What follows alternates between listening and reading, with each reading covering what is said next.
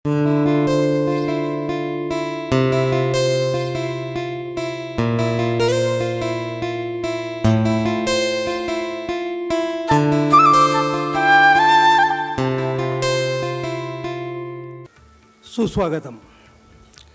कराड नगर परिषद नगर वाचनालय शारदीय व्याख्यानमाला वर्ष 93 पुष्प तिसरे.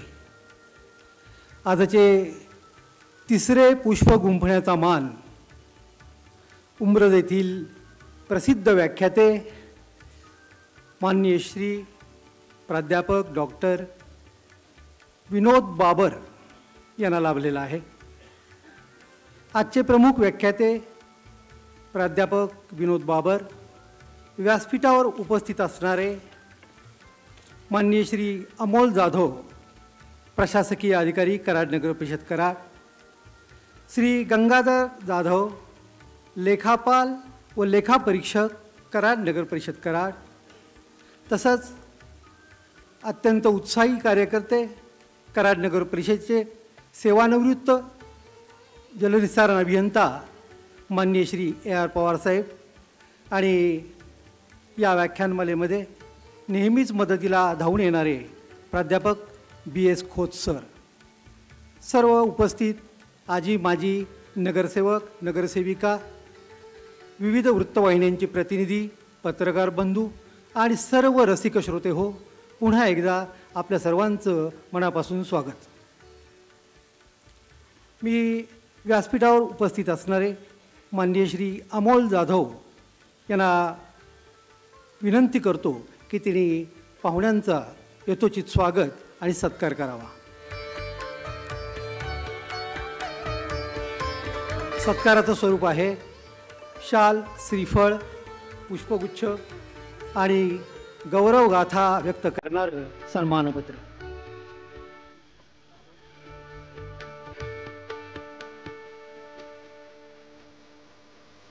माननीय श्री अमोल जाधव, प्रशासकीय अधिकारी कराड नगर परिषद कराड, माननीय श्री गंगाधर सुभाष जाधव, लेखापाल व लेखा परीक्षक कराड नगर परिषद कराड, माननीय श्री AR पवार, सेवानिवृत्त अभियंता कराड नगर परिषद कराड, BS खोत सर, सर्वांना विनंती पाहुण्यांचा यथोचित स्वागत आणि सत्कार करा.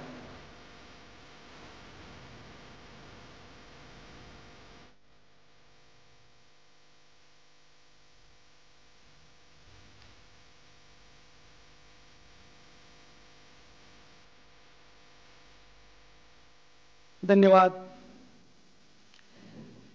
लेखापाल व लेखापरीक्षक माननीय श्री गंगाधर सुभाष जाधव यांना मी विनंती करतो की त्यांनी पाहुण्यांचा अल्प परिचय करून द्यावा. कराड नगर परिषदेच्या वतीनं सर्व उपस्थित श्रोतेगण तसेच उपस्थित मान्यवर यांना मी विनम्र अभिवादन करतो आणि त्यांचं सहर्ष स्वागत करतो.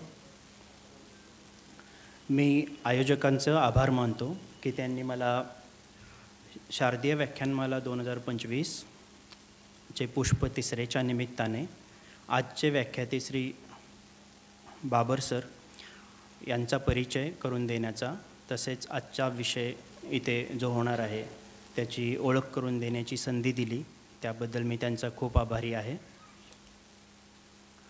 तर वेळ न दवडता मी त्यांचा परिचय आपणास सर्वांना करून देतो. आजचे व्याख्याते माननीय प्राचार्य डॉक्टर विनोद बाबर प्रसिद्ध व्याख्याते आहेत. ते राहणारे उमरजचे आहेत, तालुका कराड, जिल्हा सातारा. आजचा विषय आहे संकटे त्यांच्या वाट्याला येतात ज्यांची पेलायची ताकद असते. कराड नगरपालिका नगर वाचनालयाने आयोजित केलेल्या 93व्या शारदीय व्याख्यानमालेत तिसरे पुष्प गुंफण्याचा मान प्रसिद्ध व्याख्याते प्राचार्य डॉक्टर विनोद बाबर यांना लाभलेला आहे. माननीय बाबर सर हे प्रेरणादायी वक्ते व प्रवचनकार आहेत. तसेच आता थांबायचं नाही या प्रसिद्ध पुस्तकाचे ते लेखक आहेत. सरांचे MBA, बॅचलर ऑफ जर्नलिझम, व्यवसाय अर्थशास्त्र मधील PhD पर्यंत त्यांचं शिक्षण झालेलं आहे. आज श्री बाबर सरांना महाराष्ट्रातील युवा पिढी यशाचा शिवमंत्रच्या माध्यमातून महाराष्ट्राचा प्रेरणादायी आवाज म्हणून ओळखते. शिवाजी विद्यापीठ कोल्हापूर यांनी प्राचार्य डॉक्टर विनोद बाबर सर यांना व्यवसाय अर्थशास्त्र या विषयातील PhD ही पदवी बहाल केली आहे. माननीय डॉक्टर बाबर सर हे सातारा जिल्ह्याचे मुखपत्र असलेल्या दैनिक ऐक्य ह्या वृत्तपत्रात पत्रकार म्हणून कार्यरत आहेत. कराड येथे कृष्णा फाउंडेशन या शैक्षणिक संस्थेमध्ये व्यवस्थापकीय संचालक म्हणून सर कार्यरत आहेत. तसेच रेठरे बुद्रुक येथील शेतकरी शिक्षण प्रसारक मंडळाचे प्रधान सल्लागार म्हणून ते काम पाहत आहेत. सध्या ते जयवंत इन्स्टिट्यूट ऑफ मॅनेजमेंट वाठार तालुका कराड या ठिकाणी प्रोफेसर म्हणून कार्यरत आहेत. छत्रपती शिवाजी विद्यापीठाच्या अभ्यास मंडळाचे ते सदस्य देखील आहेत.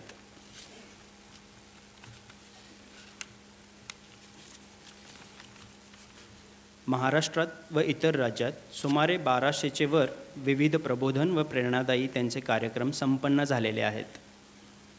शिवाजी विद्यापीठ कोल्हापूर येथे छत्रपती शिवाजी महाराज द मॅनेजमेंट गुरु हा अभ्यासक्रम सुरू करण्यासाठी सरांचे बहुमोल योगदान आहे.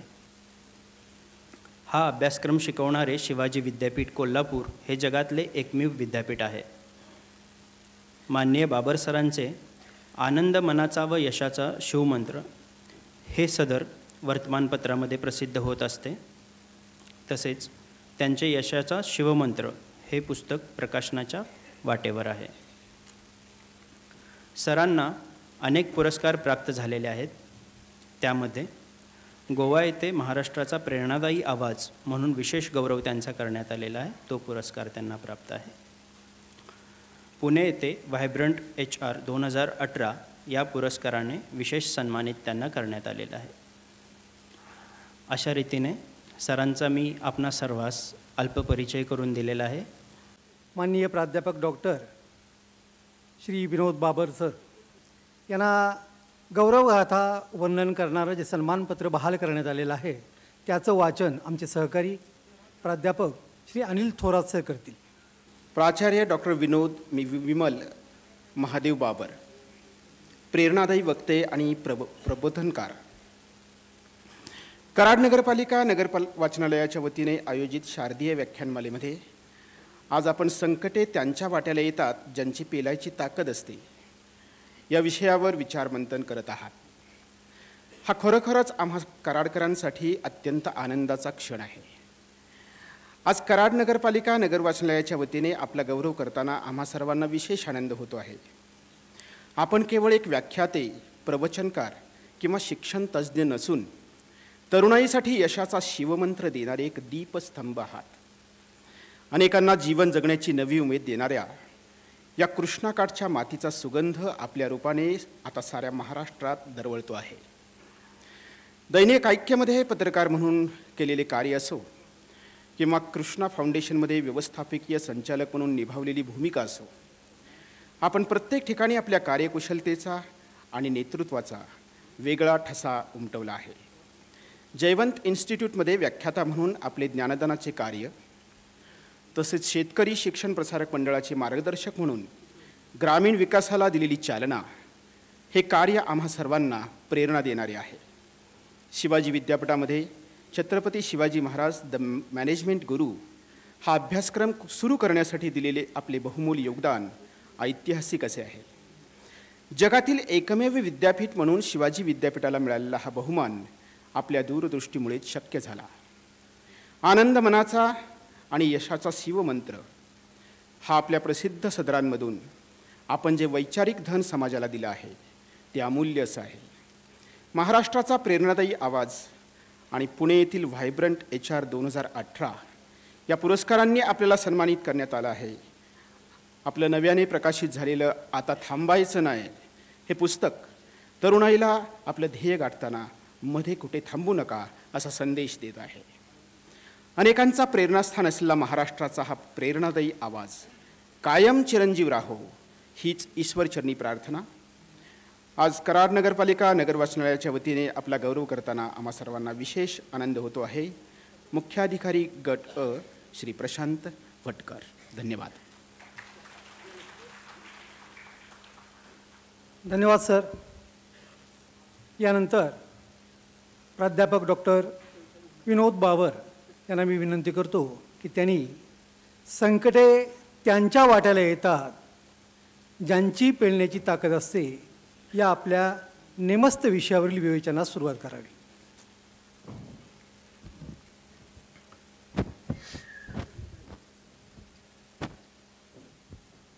धन्यवाद सर.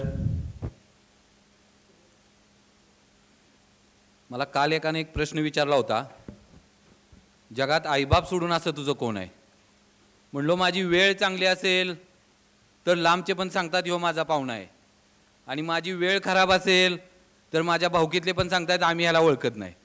तुमची वेळ जर चांगली असेल ना तर लांबचे पण सांगतात ही माझ्या ओळखीचं आहे, आणि तुमची वेळ खराब चालू होऊ द्या लोक सांगतात आम्ही ह्याला ओळखत नाही. मित्रांनो, काही करा पण वेळेचा सन्मान करा. मला सगळ्यात जास्त कराड नगरपालिकेची एक गोष्ट जाणीवपूर्वक आवडली, ती म्हणजे बरोबर 6:30 ते 6:45 कार्यक्रमाची सुरुवात केली. आणि ज्याला वेळेचा सन्मान जमतो ना, जग देखील त्याचाच सन्मान करतं. आयुष्यात येऊन काही करा. एखाद्याची प्रॉपर्टी घेतली तरी परत देता येते, एखाद्याचे पैसे घेतले तरी परत देता येते, पण एखाद्याची वेळ घेतली ना आपण, तुम्ही काही करा, काही केले आपण एखाद्याची वेळ परत देऊ शकत नाही. प्रत्येकाला 24 तास मिळालेत. आत्ता जो तुमच्याकडे क्षण आहे ना, जगातल्या प्रत्येक यशस्वी माणसाकडे देखील तोच क्षण आहे. तुमच्यापेक्षा एकही सेकंद जगातल्या कुठल्याही माणसाला वाढवून मिळाला नाही. पण मग ठराविकच माणसं काय यशस्वी होतात. छत्रपती शिवाजी महाराजांना 24 तास मिळाले, ज्ञानोबारायांना 24 तास, तुकोबारायांना 24 तास, माझ्या सचिन तेंडुलकरला 24 तास, धीरूभाई अंबानींना 24 तास. मग याच माणसांच्या वाट्याला यश का? तुम्ही आम्ही काय यशस्वी होत नाही? बरोबर नाही? तेवढाच वेळ आहे, तेवढी सेकंद, तेवढीच मिनिटं, तेवढेच महिने, तेवढेच वर्ष. एक सेकंद वाढवून नाही आपल्यापेक्षा. मग प्रत्येकाच्या वाट्याला जर 24 तास आले, जर तीच माणसं यशस्वी होतात, मग आम्ही काय यशस्वी होत नाही? आमच्या वाट्याला यश काय येत नाही? सांगू मी. मोबाईल सगळी वापरताय ना, इथं कोण आहे का की ज्याला अँड्रॉइड माहित नाही? सर, कालचा सर्वे आहे, तो सर्वे असा सांगतो आम्ही भारतीय कमीत कमी 5 तास मोबाईल वापरतो, आणि अख्ख्या जगात आम्ही भारतीय 1 तास जादा मोबाईल वापरतो. तो सर्वे परत असा पुढे सांगतो की त्यातल्या 70% लोकांची अशी परिस्थिती आहे, रात्रीचं नोटिफिकेशन बघितलं नाही ना, ह्यांना रात्रभर झोप येत नाही. गालावर मोबाईल पडल्यावर कळतं 2:30 वाजता 2:45 झोपायचं असतं. अशी 70% लोकांची अवस्था आहे. त्यातल्या 60% लोकांची अशी अवस्था आहे, जर दिवसभर यांच्याकडे मोबाईल नसेल, चुकून जर बॅटरी ऑफ झाली तर ही वेडी माणसं असल्या का दिवसभर वावरतात. आणि त्यातल्या 55% लोकांची अशी अवस्था आहे, जर सकाळचं नोटिफिकेशन बघितलं नाही ना, ह्यांची दिवसातली कुठलीच क्रिया चालू होत नाही. आता कोण कुठं मोबाईल घेऊन जातं, मूळव्याधाचे पेशंट कसे वाढले, या ह्याच्यात आपल्याला जायचं नाहीये. मी तिथपर्यंत जात नाही. मित्रांनो, विचार करा, जर 5 तास मोबाईलला दिले तर तुमच्याकडे वेळ राहिला किती? तुमच्या हातातल्या मोबाईलनं ठरावं का तुमची पोरं कधी जगायचं आणि कधी मरायचं? अरे, परवा दिवशी पुण्यात एका 17 वर्षाच्या पोरानं आत्महत्या केली ब्ल्यू व्हील नावाच्या गेम मध्ये. गेम सांगायची आज 2 किलोमीटर पळ, आमचं पोरगं वेड्यागत 2 किलोमीटर पळायचं. गेम सांगायची आज जीव नको, आमचं पोरगं जेवायचं नाही. गेम सांगायची 10 किलोमीटर चाल, ती पोरगं 10 किलोमीटर चालायचं. आणि त्या गेमच्या नादात त्या मुलानं आयुष्याचा शेवट केला. आपल्या फ्लॅटच्या वरच्या टेरिसवर गेला आणि जीव दिला. तुमच्या हातातला मोबाईल ठरवणार आहे का तुमच्या पोरांनी कधी जगायचं आणि कधी मरायचं? जर उद्याच्याला जर पोरगं रडलं ना, तर ती आईसाठी रडणार नाही, ती पोरगं मोबाईल दिला नाही म्हणून रडेल. जर उद्या पोरगं रडलं, घरात दंगा केला ना, तर आई दिसली म्हणून रडणार नाही, मोबाईल दिसला नाही म्हणून पोरगं रडेल. आईनं वाईट वाटून घेऊ नका. उद्याची पिढी बिघडली, भरकटली तर दोष पिढीचा नसेल तर आईबापांचा दोष असेल. आज घरी गेल्यानंतर एक काम करा, जर तुम्हाला शक्य असेल ना, तुम्ही 3 तास मोबाईल वापरताय ना, बघा 3 मिनिटं जमतोय का? एका आईला असंच सांगितलं, अहो कशाला त्या पिंट्याच्या हातात मोबाईल देताय, त्याचं काय वय आहे का 10 वर्षाचा मोबाईल खेळायचा? आई अभिमानाने म्हणते सगळं बघतो, फेसबुक बघतो, इंस्टा बघतो, नको ती सगळं करतो तो. आणि आईला म्हणलं, अहो त्याचं वय नाही, पोरगं बाद होईल, वयातनं जाईल, कशाला मोबाईल देता? आई पुढे होऊन म्हणते, अहो आमचा पिंट्या ऐकतच नाही. अरे असं झालंय का? घरात 45 वर्षाचा नवरा कधी बायकोच्या पुढे गेलेला बघितलंय का? जर 45 वर्षाचा नवरा पुढे जात नाही, मग पोरगा ऐकत नाही कसं काय आम्ही सांगू शकतो? साधी गोष्ट आहे ना. आज घरात गेल्यानंतर पहिल्यांदा मोबाईल हातातनं काढून घ्या. मित्रांनो, जर उद्या मोबाईलमुळे पिढी बिघडली, भरकटली, दोष आमचा नसेल, दोष पालकांचा असेल. जर मोबाईलनं जर ठरवायचं आहे कधी जगायचं, आमची शेवटची पिढी, आम्ही जर भांडणं झालो ना, कमीत कमी बोलायचो, शिव्या द्यायचो. अलीकडे लोक भांडणं झाले की बोलत नाही, शिव्या पण देत नाही. लोकांचा कुचका स्टेटस बदलतो, आणि स्टेटस बदलला की समजायचं हे जर दिवसभराचं कोणाची तरी वाजलं होतं आणि ज्याच्यासाठी ठेवलं आहे त्यानं जर दिवसभरात बघितला ना आई शपथ सांगतो त्याला रात्रभर झोप येत नाही. अरे कशाला जगाच्या स्टेटसच्या नादाला लागलाय? अरे स्टेटस असावा माझ्या छत्रपती शिवाजी महाराजांसारखा. 450 वर्ष झाली तुमच्या आमच्या हृदयात घर करून नाही तितका मोठा स्टेटस निर्माण करा ना. जगाने तुमचा स्टेटस ठेवावा. आमचा स्टेटस किती खाली आला. जगातली जी यशस्वी माणसं आहेत त्यांनी कधी स्टेटस ठेवलेला बघितलाय का तुम्ही? ज्याने जगवार गाडी घेतली त्याने कधी ठेवलंय का स्टेटसला नवीन पाहुण्याचं आगमन? आम्ही स्कूटी ॲक्सेस घेतली तरी ठेवतो नवीन पाहुण्याचं आगमन. पाहुणा विकलं पण ठेवायचं. पाहुणा नुकताच विकला आता.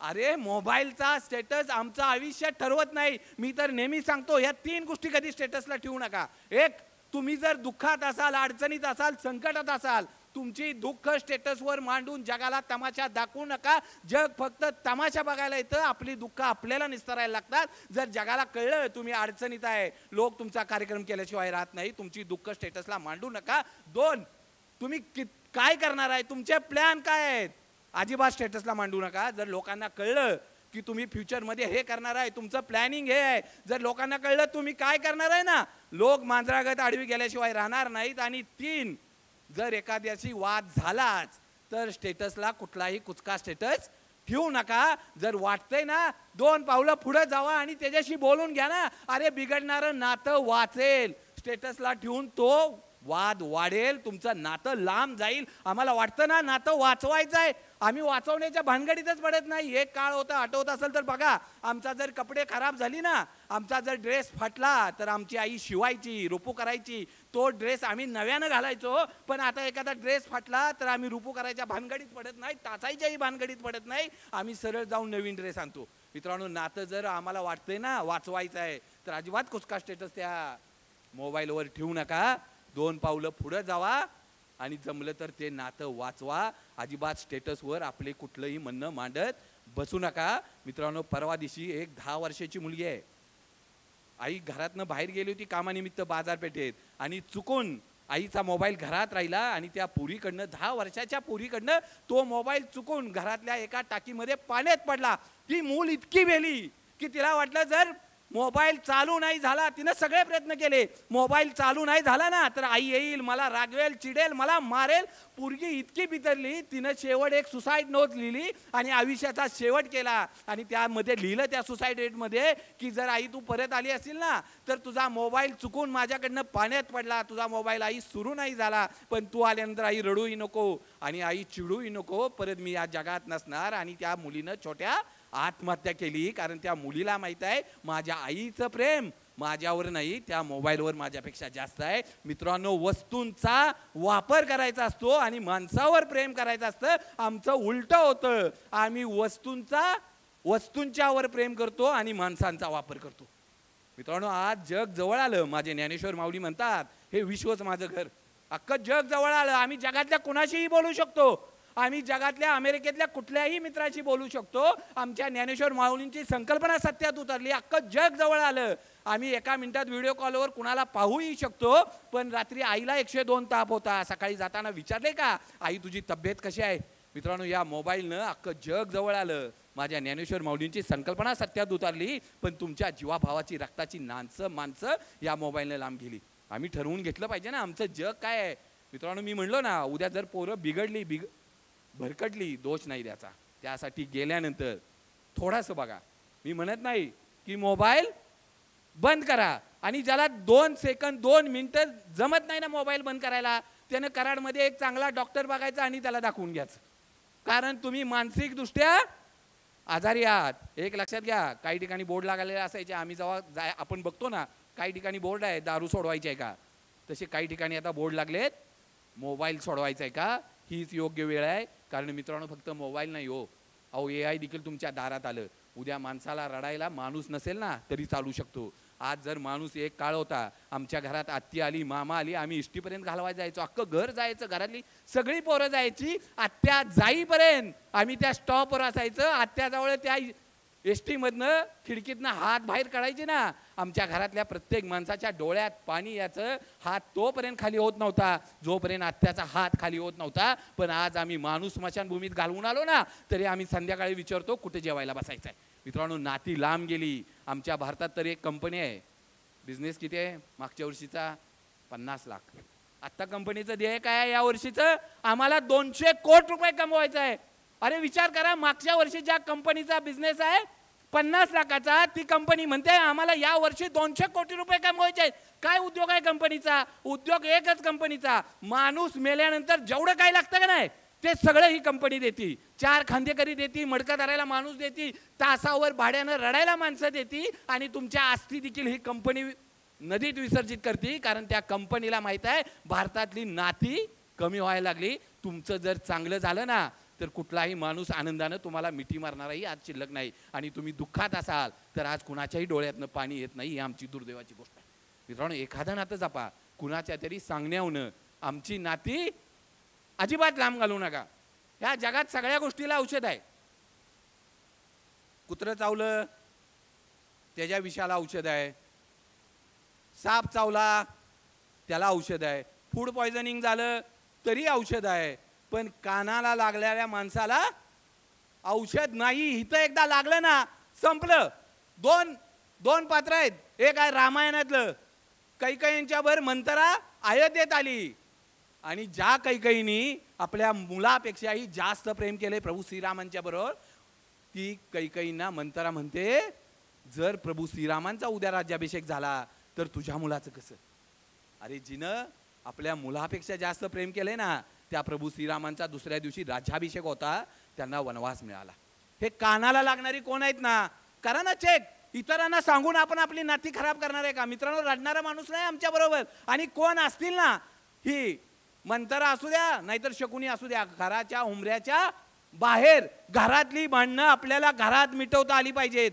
घरातलं घड्याळ बघितलं का एखादं? एक काटा छोटा असतो, एक मोठा असतो, एक जोरात पळतो, एक हळू पळतो, पण ज्यावेळेस 12 वाजायची वेळ येते ना सगळे एका ठिकाणी येतात ना. आयुष्यात काही होऊ द्या, घरात काही होऊ द्या, पण एका ठिकाणी बसून आम्हाला जेवता आलं पाहिजे. 100% सकाळी भांडा पण संध्याकाळी एकत्र या, कारण आम्हाला आमच्यासाठी फक्त रडणारा माणूस असेल ना तेवढा तरी जपा. आणि आज एक गोष्ट करा, मोबाईल कमी करा, आणि दुसरं जमलं तर आपल्या एका जीवाभावाच्या रक्ताच्या माणसाला माफ करा.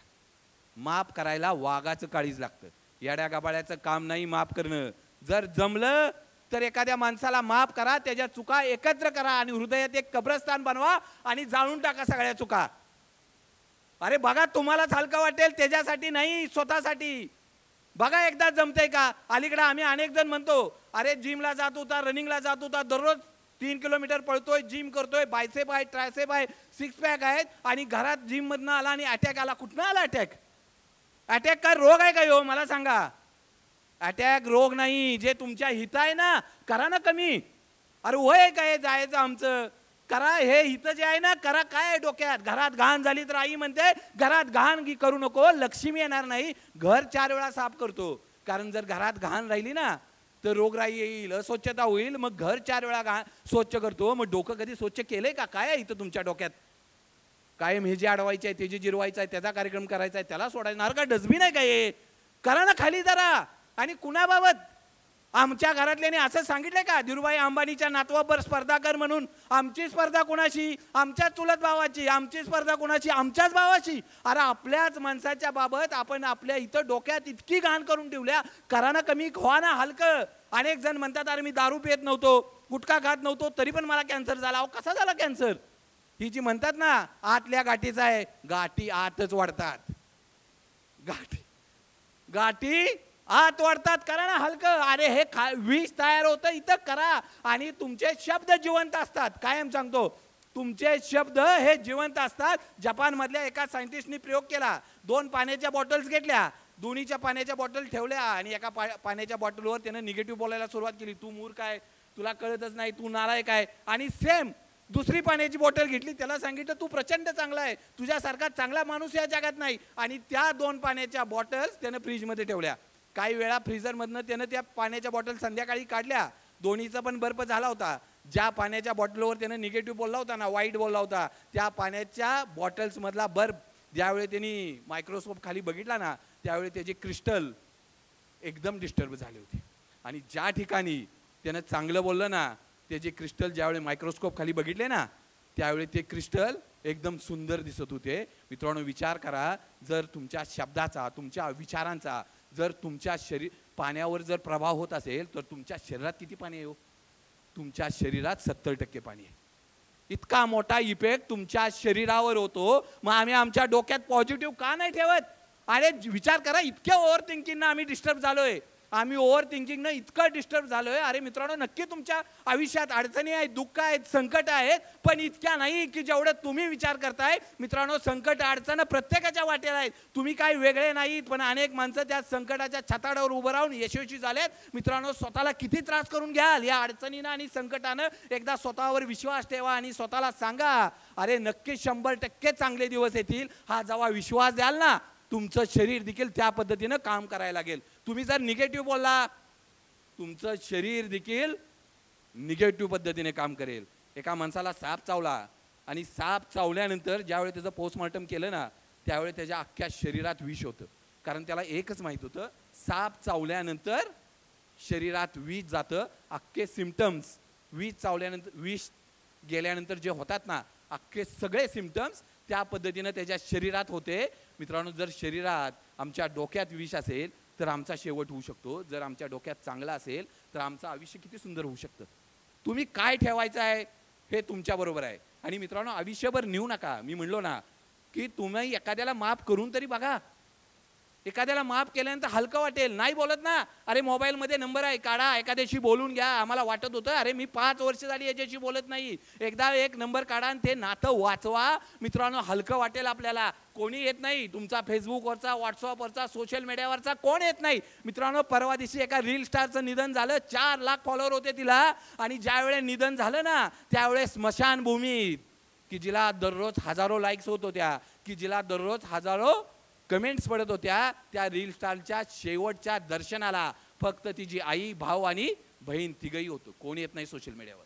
तुमचीच फक्त जवळची रक्ताची जीवाभावाची माणसं येतात आणि ती असतील तर 100% जपा. एकही सोशल मीडियावरचा तुमच्या कामाला येताना दिसत नाही. मित्रांनो, आमच्या आयुष्यात जर अशी माणसं असतील की जवळ आम्ही आनंदात असू तर त्याला आनंद होतोय. 100% जपा. आणि तुम्ही दुःखात असाल तर एखाद्याच्या डोळ्यात जर पाणी येत असेल ना, 100% जपण्याचा प्रयत्न करा. मित्रांनो, आमच्या आयुष्यातनं ही माणसं कमी व्हायला लागली. त्यामुळे आज घरी गेल्यानंतर एखाद्या आयुष्यात माणूस चुकला असेल, वाटतंय तुम्हाला ना, 100% नातं जपण्याचा प्रयत्न करा. आणि आपल्याकडनं काही चूक झाली असेल तर एकदा सॉरी म्हणून बघा तरी. बघा, हलकं होईल. मी म्हणलो ना, हे सगळं डोक्यात आहे तुमच्या. कुठलाही रोग पहिल्यांदा डोक्यात होतो. आम्ही डॉक्टरकडे गेल्यानंतर डॉक्टर आम्हाला एखादी गोळी देतात. काय आहे आम्ही कधी बघितलं नाही, पण एकदा डॉक्टरकडे गेलोय ना आम्ही, हाच विश्वास असतो आमचा की आम्ही बरे होणार. तुमच्या डोक्यात जर आम्ही म्हणलो की पॉझिटिव्ह पाहिजे, 100% पॉझिटिव्ह होईल. आम्हाला हे डोक्यातनं काढता आलं पाहिजे. मोबाईल जमेल का कमी कराय? हात बीत काय वर करू नका. जमेल का? आणि ज्याला जमणार नाही, डॉक्टर बघा, खरंच सांगतोय, तुम्ही मानसिकदृष्ट्या आजारी आहात. थोडं बघा, फार नाही म्हणत मी, थोडासा मोबाईल कमी करता येतो का बघा. आणि पहिल्यांदा आई आणि बाबांनी मोबाईल बाजूला ठेवा. अहो, आमचं इंजिनिअरिंगला कॉम्प्युटरला आलेलं पोरगं देखील म्हणतं मला एक्सटर्नल ॲडमिशन मिळेल का. अरे इंजिनिअरिंग किंवा कॉम्प्युटर काय एक्सटर्नल करण्याची शिक्षण पद्धती आहे का? पोरं आमची कॉलेजमध्ये देखील याची बंद झाली आता.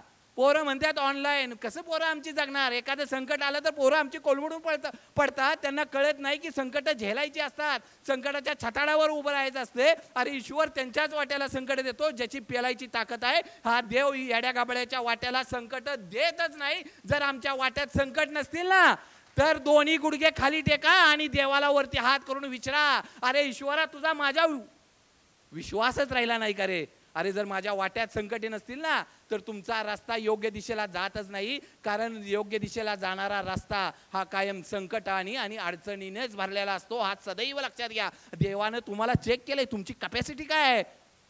ईश्वर त्याच्याच खांद्यावर संकट देतो की ज्याचे खांदे पेलू शकतात. तुमचे जर खांदे संकट पेलू शकत नाही, ईश्वर तुमच्या वाट्याला संकट देतच नाही. आणि एखादं संकट आले का हात बलवता? अरे एखादं जर संकट आलं, ईश्वरानं एक दार बंद केलं ना, 100% दुसरा दरवाजा ईश्वरानं उघडलेला असतो. फक्त देवाला सांगा, अरे काय संकट याची ती येऊ दे, फक्त तुझा आशीर्वाद, तुझा हात माझ्या डोईवर ठेव. अख्खं जग जिंकायची ताकद आणि धमक माझ्यात आहे, हे सदैव लक्षात घ्या. आमच्या वाट्याला ना, अरे कुठं जन्माला आलो आम्ही? काय तोंडात सोन्याचं चमचा घेऊन जन्माला आलोय का? आमचं जगणं काय आहे? अरे येऊ द्या ना, आम्हाला 7 पिढ्यांचा पुढचं फ्युचर बदलायचं आहे, 7 पिढ्याचा आम्हाला उद्धार करायचा आहे. एखाद्या संकटानं कोणी माणूस सांगा मित्रांनो, एखादी अडचण आहे, संकट आहे, एखादा प्रश्न आहे आयुष्यात, कधीही निराश होऊ नका. कितीही अडचण येऊ द्या मित्रांनो, कुठलाही माणूस सांगा, कुठल्याही माणसाच्या आयुष्यात कधी सदैव सुख नाही. सुख आणि दुःख आणि चढ आणि उतार कायम राहिल्यात. अरे ज्या प्रभू श्रीरामांना रात्री माहीत होतं की माझा उद्या राज्याभिषेक होणार आहे, त्यांना 14 वर्षाचा वनवास मिळाला. अरे देवाला ही तर संकट चुकली नाहीत. तुम्ही आम्ही तर माणसं आहोत, तर आम्हाला तरी कशी चुकतील. आणि संकट त्याच्याच वाट्याला येतात, देव त्याच्याच वाट्याला येतो, कारण देवाला माहीत आहे ह्याच्याकडनं मला मोठं काम करून घ्यायचं आहे. तुमची कॅपॅसिटी आहे, एखाद्या पोराची कॅपॅसिटी आहे 10 किलो वजन उचलायची. अरे देव त्याला त्याच्यापेक्षा थोडंसं जादा बघून देईल ना. आम्ही एखादं संकट बघितलं, आम्ही पाठच फिरून जातो. मित्रांनो किती संकट येऊ द्या, फक्त संकटाला पाठ नाही. संकटाकडे डोळं वटरून सांगायचं, तुलाही कळलं पाहिजे कुणाच्या नादाला लागलाय. मित्रांनो 100% संकट पळून गेल्याशिवाय राहणार नाही. संकटाकडे पाठ नाही, संकटाकडे कायम डोळं वटरून बघा. संकट देखील त्याचं मैदान सोडल्याशिवाय राहत नाही. किती संकट आयुष्यात येऊ द्या मित्रांनो, आमच्या डोक्यात जी भीती असते ना, ती कमी करता आली पाहिजे ना. मित्रांनो हरिण जेव्हा आम्ही बघतो पळताना, त्या हरणाचा पळण्याचं स्पीड जे असतं का नाही, ते 90 किलोमीटर ताशी असते आणि वाघाचं पळण्याचं स्पीड हे 60 किलोमीटर ताशी असते. परंतु वाघ कायम त्या हरणाची शिकार करतो. कशामुळं? एवढा स्पीड असताना पण, कारण हरणाच्या डोक्यात एकच आहे, पाठीमागं सारखं बघतंय, ह्यो मला आत्ता पकडतोय का मग पकडतोय. अरे त्या हरणाच्या भीतीनं इतका त्याच्यावर कंट्रोल घेतलेला असतो, कारण हरण कायम डोक्यात एकच ठेवतो की हा वाघ माझी शिकार करणार आहे. आणि मित्रांनो तो वाघ त्याची शिकार करतो. तुमच्या डोक्यात जर ठरलं, तुमच्या डोक्यात जर भीतीनं जागा घेतली, तर 100% तुमचा कार्यक्रम झाला म्हणून समजा. काही होऊ द्या. आणि आणखीन एक गोष्ट करा, तुमचं किती अडचण असू द्या, किती संकट असू द्या, 4 भिंतीत रडून घ्या. 4 भिंतीत डोकं थोडंसं आपटून घ्या, किती अडचण येऊ द्या. पण एकदा बाहेर गेला ना, तर खांदे पाडून नाही. बाहेर गेला तर खांदे पाडून नाही, खांदे वर करूनच चालायचं. कायम लक्षात घ्या. अरे घरातली मूर्ती जर भंगली ना, तर आम्ही ती झाडाखाली तरी ठेवतो, नाहीतर नदीला विसर्जित करतो. अरे देव भंगल्यानंतर आम्ही घरात देखील ठेवत नाही. मग जर लोकांना कळलं तुम्ही अडचणीत आहात, संकटात, लोक देखील तुमचं विसर्जन केल्याशिवाय राहणार नाहीत. हे लक्षात घ्या. काही असू द्या, संकट अडचणी येणार, काही असू द्या मित्रांनो. चढ लागलाय, उतार 100% लागणार. फक्त जगाला अजिबात सांगत बसू नका. जग फक्त तमाशा बघायला असते. कोण येत नाही मदतीला. कुणाला तरी अडचणीत मागून बघा की एक 100 रुपये देतो का, कोणी येणार नाही. जग फक्त तुमचा स्टेटस बघायलाच येतो. जग फक्त तुमचा स्टेटस बघण्याच्याच कामाला येतो. जग काही येत नाही. मी म्हणलो ना मागाशी की आयुष्यातली प्रत्येक गोष्ट आम्हाला त्या पद्धतीने करता आली पाहिजे. आम्ही एकटं आलोय, एकटंच जायचं आहे. मित्रांनो देवाचे उद्या सकाळी उठल्यावर आभार माना की देवा कमीत कमी मी आजचा दिवस तरी बघितलाय. अनेक लोक म्हणतात माझ्याकडे आयुष्यात काहीच नाही, माझ्यासारखा गरीबच माणूस नाही. एकाला असं म्हणलो की अरे तू लय गरीब दिसतोय. हो म्हटलं माझ्या इतका गरीबच माणूस नाही. मग माझ्याकडे एक स्कीम आहे म्हणलो, तुझी एक किडनी दिलीस तर तुझ्यासारखा श्रीमंत माणूस नाही. मित्रांनो त्या माणसाला की ईश्वरानं एवढं सगळं दिलंय, काय या तब्येतीची किंमत बघितली कधी तुम्ही? ह्याची किंमत काय आहे शरीराची?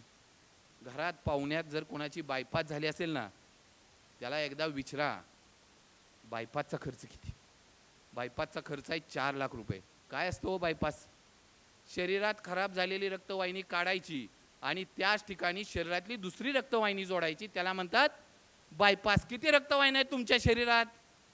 अहो लाखो रक्तवाहिन्या आहेत तुमच्या शरीरात. करा बघू गुणाकार. जगातला कुठला कॅल्क्युलेटर नाही की त्याच्यावर ही किंमत बसेल. अरे ईश्वरानं जन्माला घालताना कोट्यावधी रुपयांची स्टेट घेऊन जन्माला घातलंय. कुठल्याही स्टेटच्या पाठीमागे पडतो. अरे तुमच्यासारखा श्रीमंत आणि मोठा माणूस या जगात देवानं जन्मालाच घातला नाही. कारण देव कधी भंगार माल जन्मालाच घालत नाही. देव कधी बेंटेक्सच जन्माला घालत नाही. तुमच्यासारखी क्वालिटी फक्त तुमच्यात आहे. फक्त आमच्या दुःखाचं कारण एक, हे माझ्याकडे नाही ते त्याच्याकडे आहे.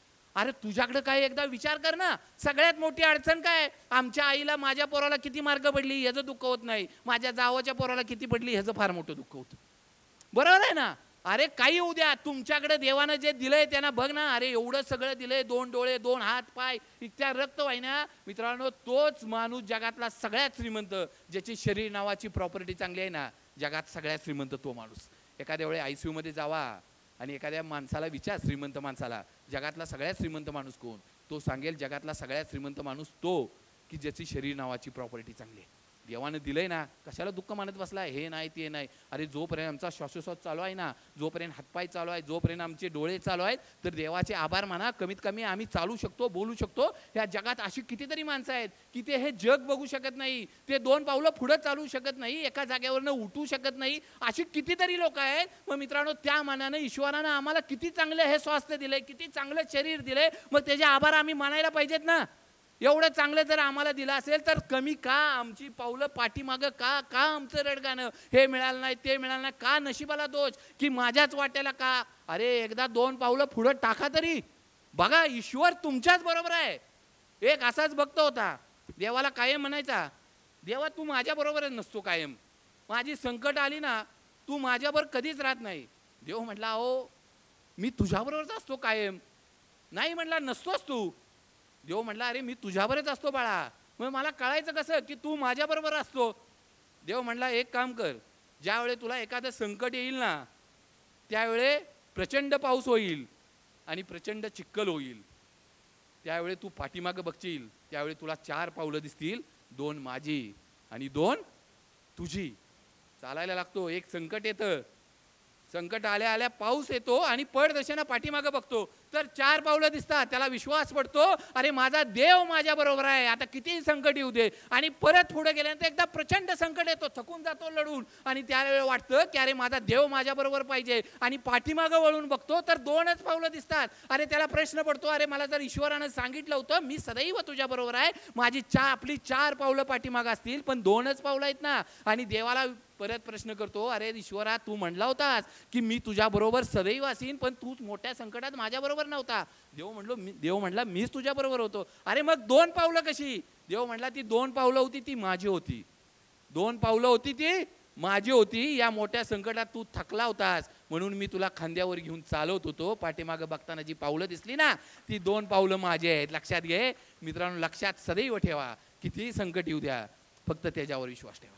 गाडीत बसताना ट्रॅव्हल्सला इथनं पुण्याला जाताना कधी विचारले का, ट्रॅव्हल्सचा चालकाचा बायोडेटा कधी बघितलाय का, त्याचं कधी रिन्युअल झालं, त्याला किती येतंय काय येतंय.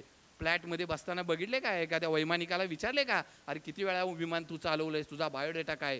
त्यांच्यावर विश्वास ठेवून हजारो किलोमीटरचा प्रवास करतो. मग तुमच्या आयुष्य नावाच्या सारथ्यावर का विश्वास ठेवत नाही. त्या देवावर थोडासा विश्वास ठेवा, तो तुमची गाडी योग्य ठिकाणी नेल्याशिवाय राहणार नाही, हे कायम लक्षात घ्या. आमची गाडी एकदा दिलंय ना सारथ्य 100%, त्याच्यावर विश्वास ठेवा. काय काय कराल, मोबाईल जमल का, हो का. एक गोष्ट आहे, मी काय लांबचा नाही, तुमच्याच मातीत लहानाचा मोठा झालोय. खरं तर महाराष्ट्रभर प्रचंड बोलतोय, पण कराडमध्ये माझी बोलण्याची ही पहिलीच वेळ आहे. यश कशाला म्हणायचं सांगतो. आमचे अण्णा तोडकर आहेत तिथं, विकास भोसले आहेत. 2 वर्षापासून ग्रंथपालांच्या पाठीमागे लागले होते. बाबर सरांना एक तरी संधी द्या इथं बोलायची. 2 वर्ष काय यांनी माझी दखल घेतली नाही, पण ह्या वर्षी त्यांना माझी दखल घ्यायला लागली आणि सन्मानानं मला इथं बोलवायला लागलं. मित्रांनो, यश त्याला म्हणतात की ज्यावेळी आपल्याला नाकारण्याचा वेळ येते ना, त्याच ठिकाणी टाळ्या पडल्या पाहिजेत. ह्यासाठी काम करत राहिलं पाहिजे. मित्रांनो, मी म्हणतो ना, महाराष्ट्रात फार कमी व्याख्यानमाला चालू आहेत, फार कमी. मी आत्ता सरांशी बोलताना सांगितलं की एक इचलकरंजीची व्याख्यानमाला आहे, प्रचंड लोक येतात आणि कराडकरांचे कान इतके ऐकणारे आहेत ना आणि इतके जाणकार आहेत. कारण व्यासपीठावर उभा राहणारा माणूस एकतर ज्ञानवृद्ध लागतो, नाहीतर वयोवृद्ध लागतो. लक्षात घ्या, इथं बोलणारा म्हणजे चव्हाण साहेबांच्या स्मृतीजवळ बोलणारा माणूस एकतर ज्ञानवृद्ध पाहिजे, नाहीतर वयोवृद्ध पाहिजे. त्यामुळे मला 2 वर्ष अभ्यास करावा लागला की इथं येण्यासाठी. मित्रांनो, आयुष्यातली प्रत्येक गोष्ट आहे की कराडकर एवढे भाग्यवान आहेत की 93 वर्ष एखादी व्याख्यान मला चालावी. कशाला म्हणतात 93 वर्ष. अरे स्वातंत्र्याच्या अगोदरचा काळ आहे, ज्यावेळी गरज होती त्यावेळी पण हा ज्ञान यज्ञ चालू होता. आणि आता AI आलं, IT आलं, आपण कॉम्प्युटर क्षेत्रात आलो, एवढं मोठं पुढे गेलो, तरी पण ही व्याख्यान मला एवढ्या प्रचंड प्रमाणात चालू आहे. हे कराडकरांचं मोठं यश आहे, हे लक्षात घ्या. एकदा तुमच्यासाठी जोरात टाळ्या वाजवा. कोणी येत नाही हो का, ऐकायला येत नाही. पहाटे 3 वाजता मोबाईल सर्च करत बसतील, पण 6 साडेसहाला वेळ काढून तुम्ही आलाय. लक्षात घ्या, खरं एकदा तुमच्यापाशीच नतमस्तक झालं पाहिजे असं मला वाटतंय. कारण एक गोष्ट सांगतो, कारण आमची पोरं आणि आमची आजची पिढी मोबाईलवर इतकी आहे, कोण ऐकायला येतं आता, कोण पुस्तक उघडतं. अरे एवढी मोठी खाली ग्रंथालय आहे, प्रचंड पुस्तकं आहेत. आणि जर बघितली ना तर ह्यांची 2 पुस्तकं माझ्याकडे पण आहेत. ह्यांनी मागितली कशी नाहीत हा मला मोठा प्रश्न पडला अजून. तर 2 पुस्तकं आहेत माझ्याकडे. म्हणजे मी आता खाली सांगितलं नाही म्हणजे दुसऱ्याच्या नावावर आहेत, पण ती माझ्याकडेच आहेत अजून. म्हणजे एवढी मोठी व्याख्यानमाला आहे. आपल्या नगर पालिकेचं एवढं मोठं वाचनालय आहे. मित्रांनो, कधीतरी ह्या वाचन चळवळीकडे वळा. प्रचंड लोक काम करतायत की प्रत्येक माणूस त्या माध्यमातून पुढे जावा. कारण ज्याला शब्दाची जाण आहेत ना ती माणसं कुठं मागं पडत नाहीत. मित्रांनो, नशिबानं चव्हाण साहेब तुमच्या आमच्या भूमीत जन्माला आले. मित्रांनो, नशिबानं आहोत की आपण त्या भूमीत जन्माला आलो की ज्या भूमीत यशवंतराव चव्हाण साहेब जन्माला आले. कारण आमची काही पिढ्याची पुण्याई असेल म्हणून आम्ही या भूमीत जन्माला आलो. मित्रांनो, इतकं सोपं नसते. आमची कर्म तशी लागतात. परंतु अलीकडे काळ इतका बदललाय ना माणसाला काहीच वाटत नाही. कर्म वाईट करताना काही वाटत नाही.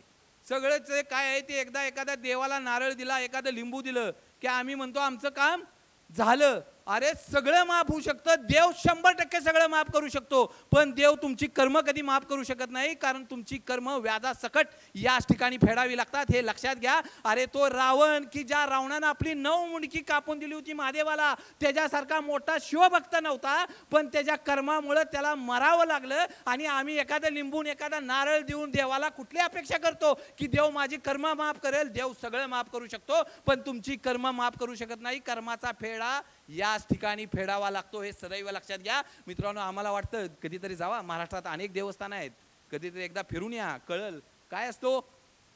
काय काय ठिकाणी तर आपल्या जिल्ह्यातली विकासराव देवस्थान आहेत. एखादं झाड बघतो आपण, काळं कापड घेतो, कागद घेतो, आपल्याच कोणाच तरी नाव लिहितो, हे जो वाईट होऊ दे आणि ठोकून देतो.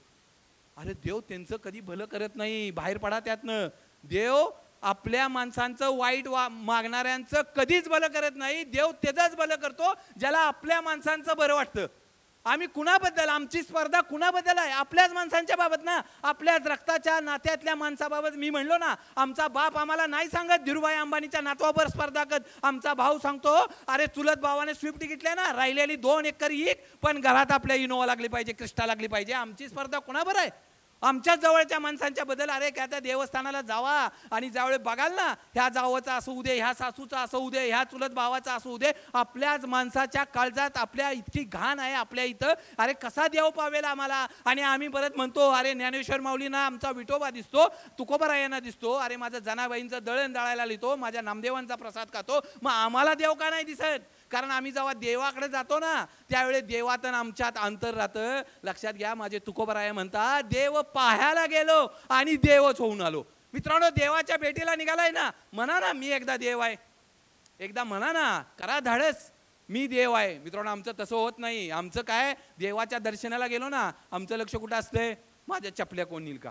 अरे कसा देव तुम्हाला पावेल? एकदा देवाच्या दर्शनाला निघालाय ना, अरे तुम्हीच देव झालं पाहिजे ना. हे एकत्वाचं नातं यावं लागतं. ज्या कामात आम्ही काम करतोय ना त्या कामाची एकत्व येऊ द्या. मित्रांनो, संत सावतामाळी पंढरपूरपासून काही किलोमीटरवर गाव होतं आरण नावाचं, पण कधीही विठोबाच्या दर्शनाला गेले नाहीत. अरे विठोबा त्यांच्या मळ्यात आला. आणि ज्यावेळी आमचे संत सावतामाळी मळ्यात काम करायचे, वारकरी पंढरपूरला जायचे, एक दिवस वारकरी त्यांच्या मळ्यात थांबले, पाणी दिलं, थोडा वेळ बसले, गप्पा झाल्या. आणि ज्यावेळी उठले ना वारकरी, त्यावेळी संत सावतामाळी म्हणतायत अहो तुम्ही माझ्या विठोबाच्या दर्शनाला निघालाय, मग माझा नमस्कारही विठोबाला सांगा. तर ते वारकरी म्हणतायत अहो माऊली काही अंतरावर विठोबा आहे, तुम्ही का दर्शनाला येत नाही? आणि माझे संत सावतामाळी सांगतात अहो जर मी माझं काम सोडून जर विठोबाच्या दर्शनाला आलो ना, ते माझ्या विठोबालाही आवडणार नाही. माझा विठोबा याच पिकात डोलतो आणि माझं पंढरपूर याच मळ्यात आहे. मित्रांनो, आम्हाला आयुष्यात ते कळलं पाहिजे, ज्या कामात आहे ना त्या कामात आम्हाला देव बघता आला पाहिजे. आम्ही म्हणतो यश मिळत नाही, संकट आहेत, एवढं एकत्व आलं पाहिजे. मित्रांनो, कायम ही आमची हृदयाची, या हृदयी एकत्व येणं हे फार काळाची गरज आहे. आम्ही प्रत्येक ठिकाणी आमच्या माणसांच्या बद्दल चांगलं बोलायची भावना ठेवा. मित्रांनो, मी म्हणलो की आज भारतात कंपनी आल्या की 200 कोटी कमवायची. अनेक जण सांगतात माणूस मेल्यानंतर, माझ्या थोड्याशा अभ्यासाप्रमाणे माणूस मेल्यानंतर काही वेळ डोळे जिवंत राहतात, काही वेळ डोळे जिवंत राहतात. तुमचा शरीरातला प्रत्येक पार्ट हळूहळू निकामी होतो. आणि ज्या वेळे माणूस जातो ना त्यावेळी अनेक लांबचा एखादा पै पाहुणा पळत येऊन सांगतो, मी मुंबईवरनं 8 तासाचा प्रवास करून तुला भेटायला आलो, आणि हलवून त्याला विचारतो, अरे बोल तरी, अरे कसा बोलल तू, संपलंय त्याचं आयुष्य, अरे त्याला गरज होती जिवंत असताना कधी त्याच्याशी बोलला असताना, अरे अजून काही दिवस जगला असता रे. अरे आमच्या समाजात आज खांदा देणं पवित्र मानलं जातं, माणसं मागं पुढं करतात खांदा द्यायला. अरे पण तो मेल्यानंतर खांदा देऊन काय उपयोग आहे. अरे जिवंत असताना तुझ्या खांद्याची गरज होती, त्यावेळेला का नाही त्याला खांदा दिला. आमच्या आयुष्यात जर माणसं आहेत ना, बोलून घ्या मित्रांनो. आम्ही आमचं माणसाशी बोलणं विसरलोय. आमच्या जीवाभावाच्या आठवून घ्या की मी आमच्या वडिलांशी आपण शेवटचं कधी बोललोय. मी माझ्या आईला शेवटचं कधी विचारलंय, आई तुझं कसं चाललंय. मित्रांनो, आज या महाराष्ट्रात 2 गोष्टीसाठी वेटिंग आहे. 2. एक, पोराला चांगली शाळा मिळावी म्हणून वेटिंग आहे, आणि दुसरं, आई बापाला चांगलं वृद्धाश्रम मिळावं म्हणून वेटिंग आहे. परवा दिवशी आमच्या गल्लीत भांडणं चालू होती. बायको म्हणायची, पोराला इंग्लिश मिडियमला पाठवूया. नवरा म्हणायचा, तुझं शिक्षण 7वी, पोरग मराठी मिडियमला पाठवूया. बायको म्हणली, अहो जग निघालंय कुठं, पोराला मराठी मिडियमला पाठवून काय करताय. दोघांची इतकी भांडणं. बायको मराठी मिडियम सोडायला तयार नाही, इंग्लिश मिडियम सोडायला तयार नाही. नवरा म्हणायचा, अरे तुझं शिक्षण नाही, माझं शिक्षण नाही, घरात कोण शिकवणार, पोरगा आपण मराठीला घालू जिल्हा परिषद. इतकी प्रचंड दंगा झाला, घरातली भांडणं रस्त्यातल्या लोकांनी विचारलं, अहो कशासाठी भांडताय सकाळपासनं. बायको म्हणाली, अहो ह्यांना सकाळपासनं सांगते की आपलं पोरगा आपण इंग्लिश मिडियमला पाठवलं पाहिजे. नवरा म्हणला, अहो हिला ए अगोदर का झेड अगोदर हे कळत नाही, सकाळपासनं हिला सांगतोय पोरगा आपलं मराठी मिडियमला पाठवूया. दोघांची भांडणं होतील, एकमेकाला मारायला उठलेत, असा प्रसंग झाला. एका शहाण्या माणसानं पोलिसांना फोन केला. पोलीस दादा आले. पोलीस दादाने विचारलं, कशासाठी भांडताय. बायकोनं सांगितलं, सकाळपासून ह्यांच्या पाठीमागे लागले, पोरगा आपलं इंग्लिश मिडियमला पाठवूया. नवरा म्हणला, अहो हिचं शिक्षण 7वी नापास, सकाळपासून सांगतोय पोरगा आपलं मराठी मिडियमला पाठवूया. पोलीस दादा हुशार होते. एक काम करा म्हणले, त्या पोराला तरी बोलवा, त्याला विचारूया की तुला कुठल्या मिडियमला जायचं आहे. तशी बायको लाजत म्हणली, अहो तो 7 महिन्यांनी जन्माला यायचा आहे.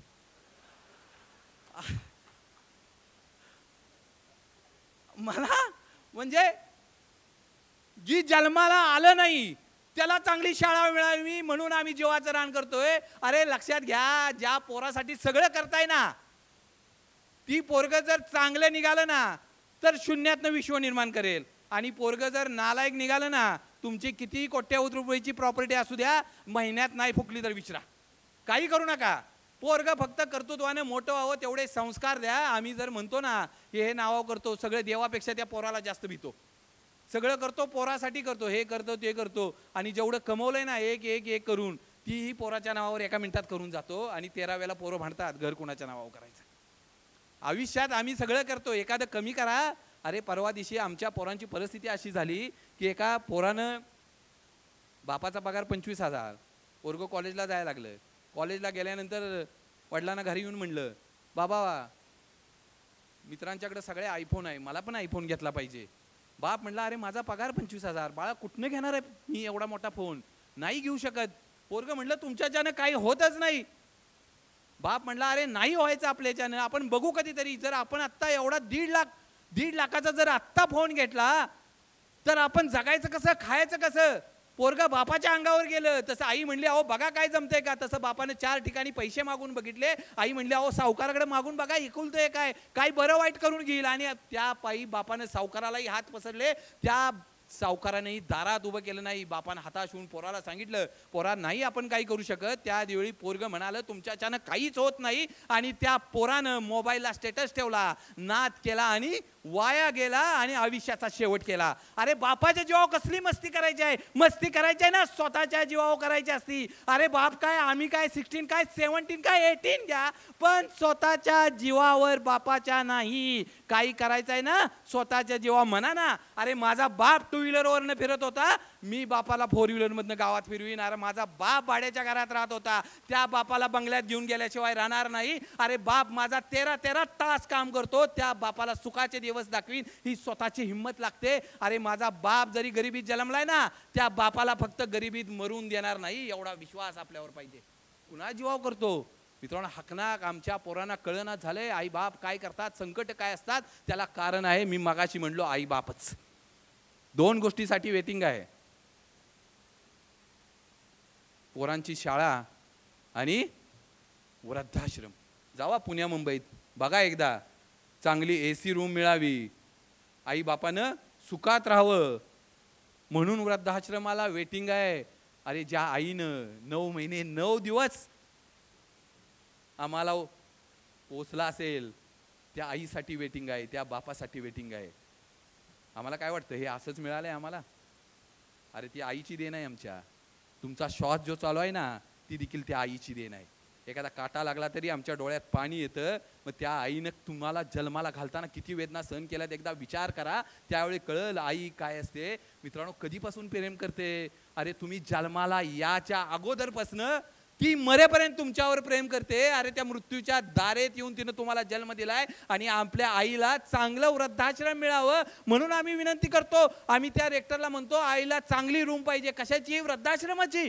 एक दिवस एक आई 10 वर्ष वृद्धाश्रमात होते. 10 वर्ष वय झालं तसं रेक्टरनी पोराला कळवलं, मोठा अधिकारी होता पोरगा, की तुमच्या आईची तब्येत खालवत निघाली आहे, येऊन बघून जावा. पोराला जसा वेळ मिळाला ना तसं पोरगा आलं. आई शेवटच्या क्षणात होती, आईला वाटायचं येईल पोरगा एकदाचं, आणि पोरगा आलं. पोरगा आल्यानंतर पोरानं आईला विचारलं, आई काही कमी पडलं नाही ना तुला इथं वृद्धाश्रमात?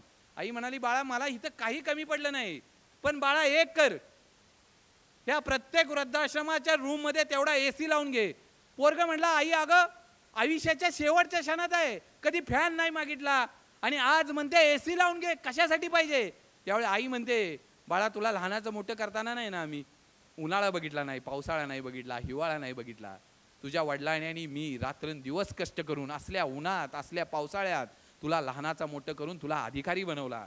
पण बाळा या वृद्धाश्रमातला उन्हाळा प्रचंड कडक असतो. ज्यावेळी तुझी मुलं तुला ह्या ठिकाणी पाठवतील ना, त्यावेळी तुला इथला उखाडा सहन होणार नाही, म्हणून AC लावून घे. आम्ही आमची तयारी आमच्या आईबापाची करतोय ना, तुमचीही तयारी करून घ्या. कारण तुमच्या पोरांनी बघितलंय की घरात आईबापाशी कसं वागायचं असतंय. एवढ्या एकाच चौकटीत नाही राहत आम्ही. माझीच गाडी, माझीच माडी, माझ्याच बायकोची गोलगोल साडी. ह्याच्या पलीकडे पण आयुष्य आहे ना. आज काउन्सिलरची गरज लागते आमच्या पोरांना. डिप्रेशन येतं. डिप्रेशन काय येतं? डिप्रेशन येतं, टेन्शन येतं. काउन्सिलर लागतो, कन्सल्टंट लागतो. आम्ही पैसे पे करून त्यांचा सल्ला घेतो. अरे पण जर घरात आजी आजोबा नावाचे जर मित्र असतील, आजी आजोबा नावाचं संस्कार व्यासपीठ असेल ना, कुठल्या काउन्सिलरची गरज लागणार नाही. तुमचा बाप, तुमचा आजोबा तुमच्या प्रत्येक प्रश्नावर उत्तर असेल. अरे ज्यावेळी वाटेल प्रचंड अडचणीत आहे, प्रचंड संकटात आहे, अरे कुणाला जगाला सांगत बसू नका, एकदा बापाला सांगा मी अडचणीत आहे. तो बाप पहाडाप्रमाणे तुमच्या पाठीशी उभं राहील. मित्रांनो, तेवढ्यासाठी आमचा आजोबा आणि आमचा बाप आमच्या घरात पाहिजे. आम्हाला बाहेरच्या कन्सल्टंटची गरज नाही लागली पाहिजे. कोणी येत नाही. लाख मित्र तर अजिबातच नाही. मी म्हणतो कोण नाही फेसबुकवरचा वाढदिवसाच्या शुभेच्छा देणारा. आम्हाला अलीकडे काय झालंय, परवा दिवशी सुतार सर एका जवळच्या मित्राचा वाढदिवस होता. मला त्याला काही शुभेच्छा द्यायला झाल्या नाहीत. मी संध्याकाळी त्याला शुभेच्छा द्यायला गेलो. घरी गेल्यावर मी म्हणलो मनपूर्वक वाढदिवसाच्या शुभेच्छा. त्यानं माझ्याशी भांडण काढलं, एकदम असं हाकलून दिल्यागत. अरे म्हटलं झालंय काय? एक नाही दोन नाही. मी विनंती केल्यानंतर विचारलं, अरे झाले काय? एवढं टेन्शन बिन्शन काय, अडचण आहे का? नाही म्हणला, इतक्या पोरांनी माझा स्टेटस ठेवला, इतक्या पोरांनी माझी स्टोरी ठेवली, तू माझा स्टेटस ठेवला होतास का म्हणला. अरे पण मी म्हटलो समक्ष आलोय ना, मी समक्ष आलोय, हे जिवंतपणाचं लक्ष नाही ना. अरे माणूस मेलेल्या माणसाला देखील वाढदिवसाच्या शुभेच्छाचं स्टेटस ठेवतात. अरे बघा तो जिवंत आहे का नाही एकदा तरी. एकदा 2 पावलं पुढे होऊन बोला. मित्रांनो, तो मित्र नाही की जो तुमचा स्टेटस ठेवेल, जो तुमची इन्स्टाला स्टोरी ठेवेल. मित्र तो की ज्यावेळी तुम्ही अडचणीत असाल ना, त्यावेळी देवाच्या अगोदर ज्याचं नाव तुमच्या तोंडावर येईल ना, तो तुमचा मित्र असेल. मित्रांनो, आयुष्यभर असा मित्र जपा. फार काही लागत नाही मित्रांनो. मित्र असा असावा की त्याच्यात हे 3 गुण मात्र पाहिजेत. एक, तुम्ही जेव्हा चुकीचं वागाल ना, त्यावेळी तुम्हाला शिवी देऊन सांगेल, अरे माकडा चुकीचं वागतोय, नीट वाग, असा गुण तुमच्या मित्रात पाहिजे. 2, ज्यावेळी वाटेल आपल्या मनातलं कुणाला तरी सांगायचं आहे, कुठलीही शंका न घेता ज्यावेळी आपल्याला मनातलं सांगणारा जर एक माणूस असेल, असला गुण आपल्या मित्रात असावा. आणि 3, रात्री 3 वाजता जरी आम्ही अडचणीत असू आणि फोन करू, त्यावेळी तो कुठलंही कारण न देता फक्त एवढंच म्हणेल, कुठे याचं सांग. असे 3 गुण ज्या मित्रात आहे ना, असाच फक्त मित्र जपा. अरे कुठली हजारो मित्र जपून काय करायचे आहे. फेसबुकला 5000 आहेत, इन्स्टाला 10,000 आहेत, व्हॉट्सअपचे 160 आहे. कोण येतो? कोण येतं? कोणी येत नाही यातलं. जीवाभावाची पाचच जपा, पण ज्यावेळी गरज. आणि दुसरं सांगतो, सकाळचे मित्र वाढवा, संध्याकाळचे नाही. संध्याकाळच्या मित्रांच्या भानगडीतच पडू नका. काय काय जण घरी ऑफिसवरनं आली का नाही तरी 9 वाजल्यापासून 11 वाजेपर्यंत ह्याचं काय झालं त्याचं. अरे बघ घरात आलाय, त्या बायका पोरांशी 2 शब्द बोल की, सोड किती ऑफिस, घरात येताय ना. तुमचं काम घराच्या हुंबऱ्याच्या बाहेर. घरात तुम्ही कोणी असा, डॉक्टर असा, इंजिनियर असा, वकील असा, व्यापारी असा, तुमच्या घरात काय तुमचे ग्राहक राहतात का? तुमच्या घरात काय तुमचे पेशंट राहतात का? तुमच्या घरात काय तुमचे विद्यार्थी राहतात का? अरे सोडा ना ते बाहेर. घरात येताना, हुंबऱ्याच्या आत येताना एका आईचा पोरगा म्हणूनच, घरात येताना एका पत्नीचा नवरा म्हणूनच, घरात येताना पोरांचा बाप म्हणूनच आत या. तुमचं बाहेर आणि परत म्हणायचं टेन्शन येतंय. अरे काय तिकडे आग लागायची ती लागू दे, ह्याचं काय झालंय त्याचं काय झालंय, रात्री 8:30 आणि 11 वाजेपर्यंत तेवढंच ह्याचा काम. सोड ना ते बाजूला, काय घेणं देणं आपल्याला. आपल्याला वाटतंय ना अरे ज्यांच्यासाठी कमवतोय एवढा पै पै पै कमवून, त्यांच्यावर कधी बघितलाय का शेवटचा टीव्ही आपण एकत्र बसून घरात मस्त 45-48 इंची टीव्ही आहे, आठवतंय शेवटचा आपण आपल्या पोरांच्या बरोबर बायकोबर कधी बघितलाय? अरे आमच्या घरात मोठी गाडी घेतली, आठवते का शेवट त्यांना घेऊन कधी बघायला गेलो होतो? मित्रांनो, ज्यासाठी करतोय ना त्या कुटुंबाला पण वेळ देता आला पाहिजे. 100% पैसे कमवा. माझं मत आहे चांगल्या मार्गाने 100% पैसे कमवा. अनेक लोक सांगत असतील की फार पैसे घेतल्याने सुख मिळत नाही. अनेक जण म्हणतात पैशानं अन्न विकत घेता येतं, भूक नाही, पैशानं पलंग विकत घेता येईल, झोप नाही. ही सांगायला पण लोक पैसे घेतात, हे लक्षात घ्या. 100% चांगल्या मार्गाने पैसे कमवा. 100% कमवा. प्रत्येक गोष्टीत तुमच्याकडे पैसे लागतात. तुमच्या खिशात जर पैसे असतील ना तरच लोक हात पुढे करतात, नाहीतर लोक तुम्हाला पाठ दाखवतात.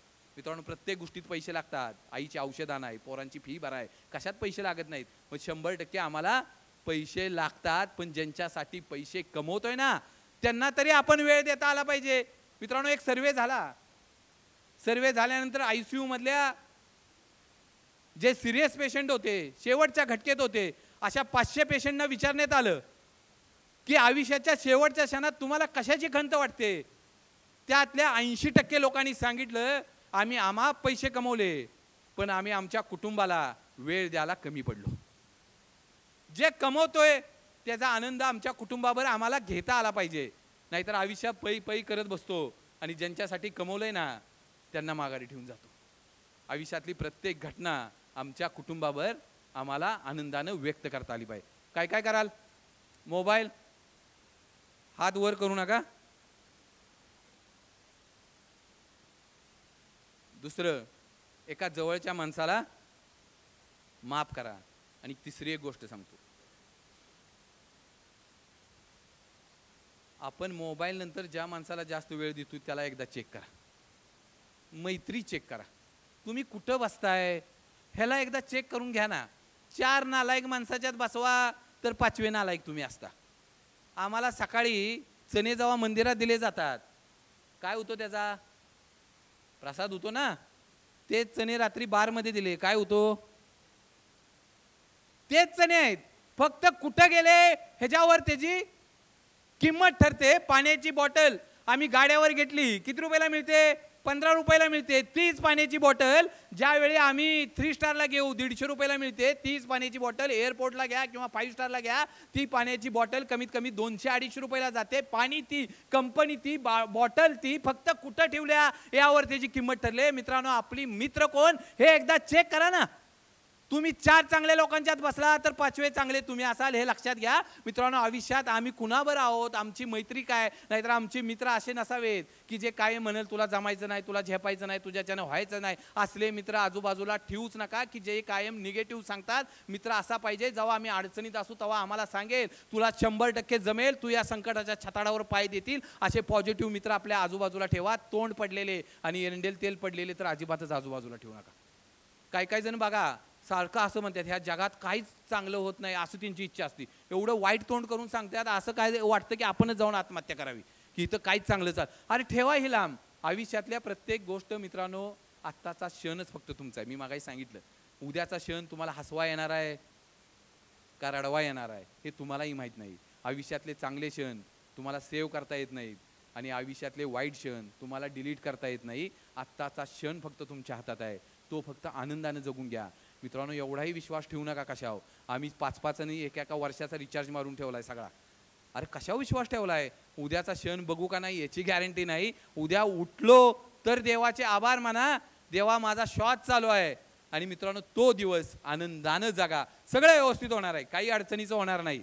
संकट येणार आहे, जाणार आहे, चढ आहे, उतार आहे, उतार लागणार आहे, 100% होणार आहे. आणि एक गोष्ट, एक शब्द कायम लक्षात घेऊन जावा, हे दिवस 100% बदलणार आहेत. आयुष्यातला कुठलाही दिवस सदैव सारखा राहत नाही. सुख आले, दुःख येणार आहे. फक्त त्या सूर्याप्रमाणे उगवताना मस्ती नसावी, कारण आपल्याला संध्याकाळी मावळायचं असते. आणि मावळताना दुःख नसावं, कारण उद्या नव्यानं आपल्याला उगवायचं आहे. हे कायम आपल्या हृदयात ठेवा. येणारा प्रत्येक दिवस आयुष्यातला 100% बदलतो. अडचण आली, दुःख आलं म्हणून कधीही नाराज होऊ नका, आणि संकट आलं म्हणून थांबू नका. मित्रांनो, सगळं संपल्यानंतर देखील आयुष्यातनं बाउन्स बॅक करता येतो. पुरंदरचा तह झाल्यानंतर माझ्या छत्रपती शिवाजी महाराजांना 23 किल्ले मोगलांना द्यावे लागले. किल्ले राहिले फक्त 12. अरे 70% स्वराज्य मोगलांना द्यावं लागलं, आणि स्वराज्य राहिलं फक्त 30%. एखादा सामान्य माणूस असता, विचार केला असता, संपलं आयुष्यातनं सगळं, माघारी फिरावं. अरे पण ज्या मावळ्यांच्या जीवावर, रक्तावर हे स्वराज्य उभं केलं होतं, ते स्वराज्य द्यायला लागलं, सगळं संपलं. एखादा सामान्य माणूस असता, विचार सोडून दिला असता. छत्रपती शिवाजी महाराजांनी तसं केलं नाही, 2 पावलं पाठीमागे आले. मित्रांनो, ज्या दिवशी पुरंदरचा तह झाला होता ना, त्यानंतर दुर्गराज किल्ले रायगडावर छत्रपती शिवाजी महाराजांचा राज्याभिषेक झाला होता. स्वराज्यात किल्ले होते 361. 12 किल्ले ते 361. शून्यातनं देखील आम्हाला नव्यानं उभं राहता येतं. मित्रांनो, कुठलाही क्षण आयुष्यातला तुम्हाला जोपर्यंत तुम्ही म्हणत नाही ना, तोपर्यंत तुम्हाला कोणी थांबवू शकत नाही, कोणी तुमचा कार्यक्रम करू शकत नाही. फक्त एकदा मनात ठरवा, 100% ह्या संकटावर उभं राहायचं आहे. तुम्ही जेव्हा म्हणाल मी दमलोय, थकलोय, त्यावेळीच सगळं संपेल. जोपर्यंत तुम्ही म्हणत नाही, तोपर्यंत जगातली कुठलीही ताकद तुम्हाला थांबवू शकणार नाही. यावर विश्वास ठेवा. मित्रांनो, संकट झेलायला तरी शिका, कम्फर्ट झोनमधनं बाहेर तरी पडा. आमच्या ह्या चौकटीतनं आम्हाला पुढं तरी येता आलं पाहिजे. एखादा पक्षी जेव्हा फांदीवर बसतो ना, त्या पक्षाला त्या फांदीवर किंवा त्या झाडावर विश्वास नसतो, त्या पक्षाला त्याच्या पायावर आणि त्याच्या पंखावर विश्वास असतो. मित्रांनो, आम्हाला विश्वास स्वतःवर पाहिजे. आमचा आयुष्याचा रिमोट कंट्रोल हे दुसऱ्याच्या हातात दिलाय. ह्याला काय वाटेल, तो काय म्हणेल, त्याचं कसं होईल. अरे कशाला स्वतःचा रिमोट कंट्रोल स्वतःच्या हातात ठेवा ना. अरे जगासाठी, जगाला बरं वाटावं म्हणून तुमचा जन्म झालाय का? ह्याला बरं वाटावं म्हणून माझा जन्म झाला. एकदा आरशात जाऊन बघा. अरे त्या माणसाला आनंद देण्याचा प्रयत्न करा की जो तुम्हाला दररोज सकाळी आरशात दिसतो ना, त्या माणसासाठी जगायचा प्रयत्न करा. अरे जग काय, किती तुम्ही एखाद्यासाठी चांगलं करा. जर तो तुम्हाला नालायक म्हणत असेल ना, तुम्ही त्याच्यापाशी जीव जरी सोडला ना, तरी तो तुम्हाला नालायकच म्हणणार. किडनी जरी काढून दिली तर म्हणेल, अरे ती दारू पित होतो, जी खराब झाली ना, ती काढून दिली. मित्रांनो, काही केल्या, जो वाईट म्हणतोय ना, तो काही झालं तरी तुम्हाला चांगलं म्हणणार नाही. माणसं बाजारात पेरू घेताना विचारतात गोड आहे का, आणि घरी आल्यावर मीठ लावून खातात. आमची अशी परिस्थिती आहे. इतरांना काय वाटतं ना, अजिबात त्या भानगडीत पडू नका. किती जीव तोडून सांगा त्यांना, जो नालायक तुम्हाला म्हणतोय की त्याला कधीच तुमचं बरं वाटणार आहे, काही करा. आणि जो तुमचा आहे त्याला एक्सप्लेनेशन देण्याच्या नादालाच लागू नका. इतरांसाठी आमचा जन्म नाही झाला, ह्याला काय वाटेल, त्याला काय वाटेल. पण तुम्हाला कधी काय वाटेल याचा कधी थोडासा विचार केलाय तुम्ही? करून घ्या ना, की आम्हाला काय वाटेल. मित्रांनो, मी म्हणलो ना, देवानं तुमच्यासारखा एखादा दुसरा प्रोडक्ट ह्या जगात बनवलेला नाही. तुमच्यासारखं सेम टू सेम कुणाला बघितलंय का पिक्चरमध्ये सोडून? अरे इतकं क्वालिटी आहे तुम्ही.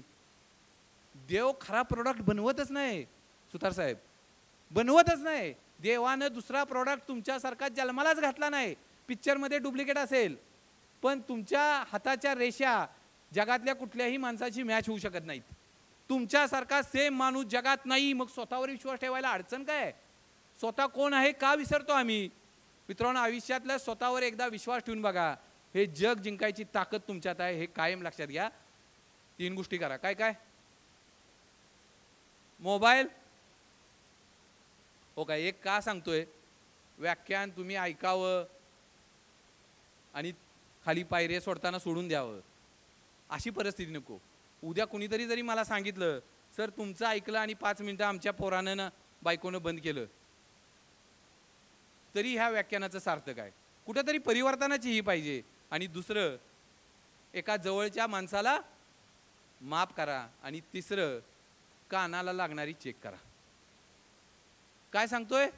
पूर्वी आमच्या घरातली भांडणं मिटवायला आमची आत्या मामा आम्हाला लागायची, घरातली भांडणं पूर्वी मिटायची. पण आता ही आत्या मामा अजिबात भांडणं मिटवायला घरात बोलवू नका, एवढं असलं तरी एवढं करतात. ही सगळी हुंबऱ्याच्या बाहेर काही असू द्या, सकाळी भांडलाय ना, घरात एकत्र बसून जेवता आलं पाहिजे. मित्रांनो, किंमत तोपर्यंत असते जोपर्यंत कुटुंब एकत्र आहे. अरे जर एखादी कुरसुनीला पाय लागला तरी आम्ही नमस्कार करतो, लक्ष्मी आहे. पण त्या किरसुनीची मूठ सुटली तर तिचं कचरा होतो, तीच किरसुनी उचलतो आणि आम्ही घराच्या बाहेर टाकतो. जोपर्यंत एकत्र आहे ना तोपर्यंत तुम्हाला किंमत आहे. अरे जो रावण शेवटच्या घटकेत होता आणि प्रभू श्रीरामांना विचारतो तुम्ही जिंकला कसं? अरे मी तर शिवभक्त होतो, मी तर शनीला पायाखाली घेतलं होतं, मी तुमच्यापेक्षा कुळानं मोठा, मी तुमच्यापेक्षा शरीरानं मोठा, मी तर सोन्याच्या लंकेत राहत होतो, माझ्याकडे एक से एक सैन्य होतं, मग तुम्ही जिंकला कसं? अरे माझ्या आजूबाजूला तर सगळे ग्रह होते, मग तुम्ही जिंकला कसं? अरे तुम्ही तर वनवासी होता, तुम्ही वानरांना घेऊन आला, मग तुम्ही जिंकला कसं? प्रभू श्रीराम म्हणतात तुझ्याकडे सगळं होतं, तू शनीला पायाखाली घेतलं होतं, तू मोठा शिवभक्त होता, तू लंकेत राहत होता, तुझ्याकडे एक से एक सैन्य होतं, तू ग्रहांना देखील आजूबाजूला ठेवलं होतं, पण तुझा भाऊ तुझ्याबरोबर नव्हता, माझा भाऊ माझ्याबरोबर होता म्हणून मी जिंकलो. आयुष्यातलं गणित आहे की आपला माणूस विसराय शिकाय रे. आम्ही काय करतो, आमच्या भावाची एक गोष्ट आयुष्यभर नेतो चुकलेली, अरे त्याने 9 चांगल्या केलेत ना तुमच्यासाठी, मग एखादी विसरायला काही अडचण आहे. आयुष्यभर बघा ना, अरे त्या म्हाताऱ्या आईबापाची काही शेवटची इच्छा नसते, त्यांना एकच वाटतं की माझ्या पोरांनी एकत्र राहावं, मरताना दोघं एकत्र असावी. असं नको व्हायला, मेल्यानंतर 13व्याचा खर्च कुणी केलाय आणि जळणाचा खर्च कुणी केलाय ह्याच्यावरून घरात पोरं भांडतात. आत्ता आमची परिस्थिती, अरे आम्ही कुठं जन्माला आलो हे तरी लक्षात घ्या.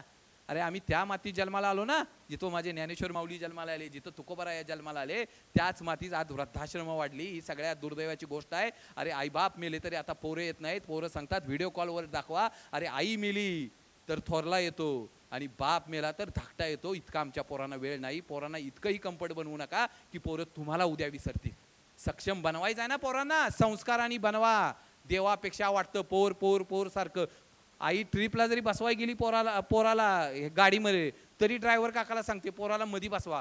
ड्रायव्हर काका म्हणतो का नाही, पुढनं कुणी धडक मारली तरी सुरक्षित, मागणं कुणी टेपरलं तरी सुरक्षित. अरे म्हणजे एवढं कम्फर्ट. अरे त्याला जगू द्या, त्याचं वय आहे. मी म्हणलो ना, ही आमची शेवटची पिढी की आम्ही आता सगळं बघितलं. म्हणजे की सकाळी उठल्यानंतर नमस्कार घालणारा माणूस बघितला, पै पाहुणे बघितले. आत्ताच्या पिढीला पै पाहुणे कळणार नाही, आत्या नाही, मामा नाही, मावशी नाही, कोणी कळणार नाही. कालचा सर्वे सांगतो 2014 नंतर आज अखेर महाराष्ट्रात सगळ्यात जास्त घटस्फोटाचं प्रमाण आहे. एक तर पोरांची लग्न होत नाहीत, 38 वर्ष झाली. सोलापूरला पोरांनी मोर्चा काढला परवा दिवशी, कशासाठी? लग्न व्हावीत म्हणून. म्हणजे आता कलेक्टर साहेबांनी लग्न ठरवावी का काय, मला प्रश्न पडलाय.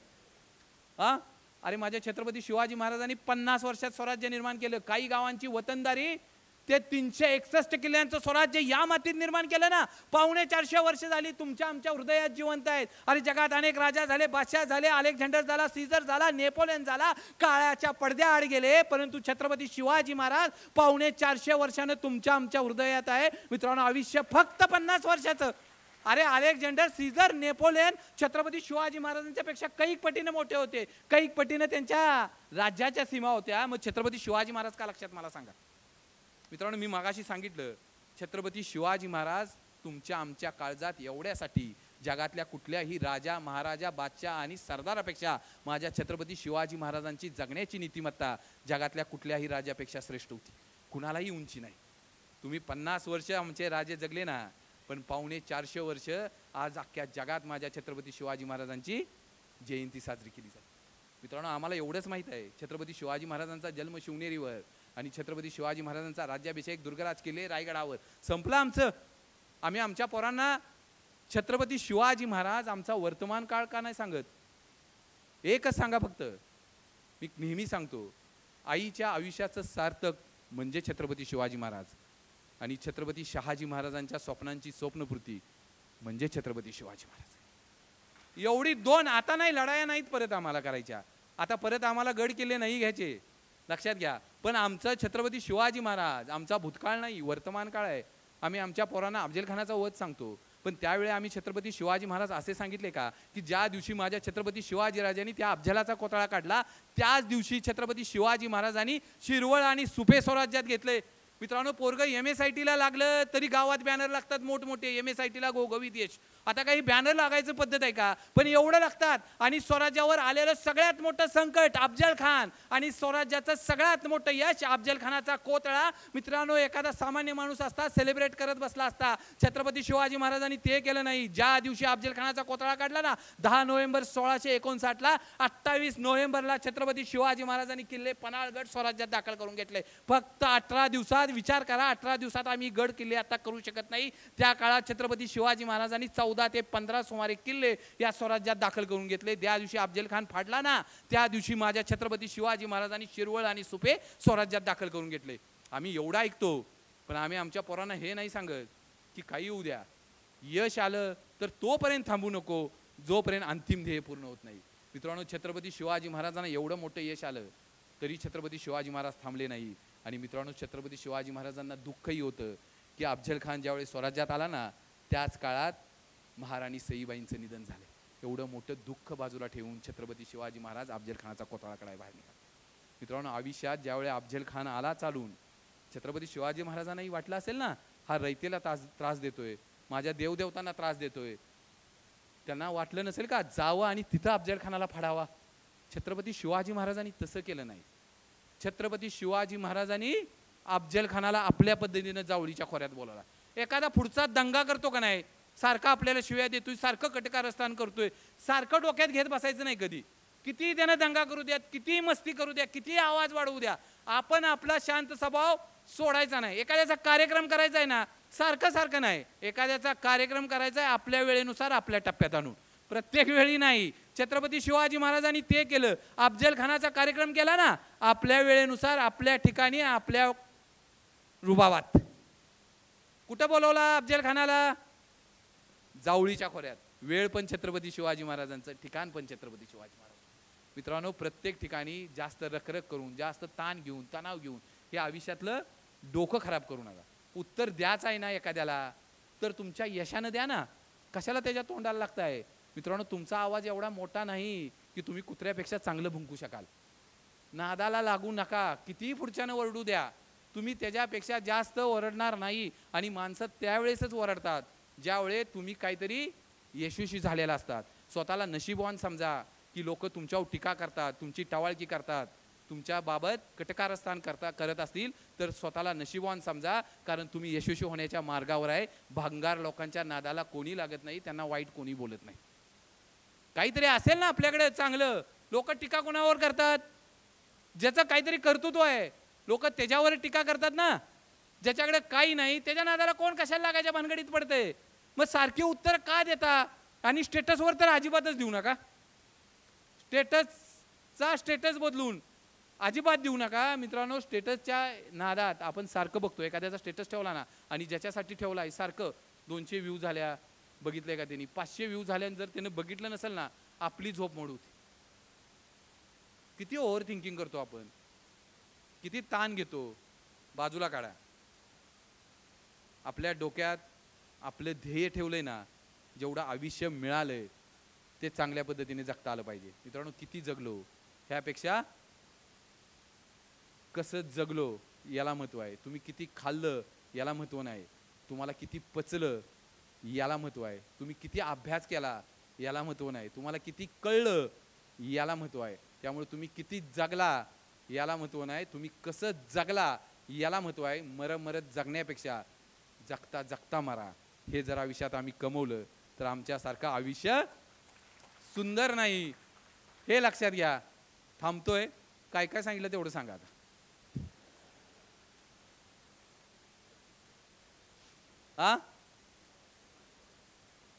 विनंती करतोय, थोडासा कमी करा. घरात आईबाप नावाचे देव फक्त जपण्याचा प्रयत्न करा. मला माहित नाही हजारो किलोमीटरचा प्रवास केल्यानंतर देव भेटतो का नाही, पण एकदा आज घरात गेल्यानंतर आईबाप नावाच्या देवाला कडकडून मिठी मारा. 33 कोटी देवांची पलटण बाद होते आईबाप देवाच्या पुढे. काही करू नका घरात गेल्यानंतर. अरे मित्रांनो, देवाला नवस केल्यानंतर देव पावेल का नाही याची गॅरंटी नाही. बापाला एकदा मागून तरी बघा. अरे आमचा बाप गरीब असतो पण आम्हाला कधी गरिबी ठेवत नाही, आम्हाला कायम श्रीमंतीत ठेवतो. बाप आमचा दिसतो का हो अँड्रॉइड मोबाईल घेताना? तोच टुकार मोबाईल वापरतो पण तुम्हाला अँड्रॉइड घेऊन देतोय ना. अरे बाप आमचा कधी ब्रँडेड स्टोअरला दिसतो का कपडे घेताना? पण तुम्ही एखादा ब्रँडेड मागून बघा, बाप घेतल्याशिवाय राहत नाही. अरे आमच्या बापाची चप्पल आज देखील खेळे मारून वापरते पण तुमचा बाप तुम्हाला ब्रँडेड शूज घेतल्याशिवाय राहत नाही. हे सदैव लक्षात घ्या, कारण बाप नावाचा देव जर पाठीशी असेल ना तर कुठलीही शक्ती जिंकायची आणि कुठलीही ताकद पणाला लावायची हिम्मत आमच्यात आल्याशिवाय राहत नाही. मित्रांनो, आई रडते पण बापाला कधी रडताना बघितलंय का? आई एखादी घटना झाली तर आईच्या डोळ्यात पाणी येतं, बापाच्या आमच्या डोळ्यात कधी पाणी आलं नाही. बाप कायम सांगतो, पोरा लढ, मी आहे तुझ्या पाठीशी, काय व्हायच ते उदे. संकटाच्या छताडावर राहते बाप पोराला सांगतोय मी आहे, काय लढायचंय ती लढ. तो बाप नावाचा देव पाठीशी असेल ना, अरे अख्खं जग जिंकू आम्ही. अरे माझ्या पुंडलिक महाराजांची आई बापाची सेवा चालू आहे, पाठीमागे येऊन कृष्ण उभे राहिलेत आणि कृष्ण म्हणतायत पुंडलिका बघ पाठीमागे मी आलोय. पुंडलिक महाराज म्हणतात नाही हो, मला पाठीमागे बघायला वेळ नाही, मी माझ्या आई बापाची सेवा करतोय. कृष्ण म्हणले बघ अरे मी साक्षात भगवंत आलोय. पुंडलिक महाराज म्हणले नाही मी मागं नाही बघू शकत. पुंडलिक महाराजांनी एकच केलं, आपल्या डाव्या हाताला असलेली वीट घेतली, मागं सरकवली आणि कृष्णांना सांगितलं माझ्या आई बापाची सेवा होईपर्यंत या विठेवर उभं राहा. मित्रांनो, एक नाही दोन नाही 28 युगे झाली कृष्णाचा विठोबा झाला तरी माझ्या पुंडलिक महाराजांची सेवा संपलेली नाही. आयुष्यातलं हे गणित कळलं पाहिजे. अरे देव एखादी भावना आमची इच्छा पूर्ण करेल का नाही, पण बाप नावाचा देव सगळं पूर्ण केल्याशिवाय राहणार नाही. एवढे आई बाप नावाचे देव आमचे आशीर्वाद असले ना, संकट काय किती पण येऊ द्या. पण आमची पिढी सुतार साहेब अशी झाल्या, काल 17 आयफोन आला, 8-8 तास त्या मोबाईलच्या रांगेत उभे राहिलेत. चांगला असलेला मोबाईल लोकांना नकोसा झाला त्या आयफोनसाठी. फोन घ्यावा का नाही हे नाही, याच्यावरून आमची मानसिक वृत्ती आज कळते. एखादा नवीन आलो की जो जीवाभावाचा आहे त्याला पण आम्ही विसरून जातो.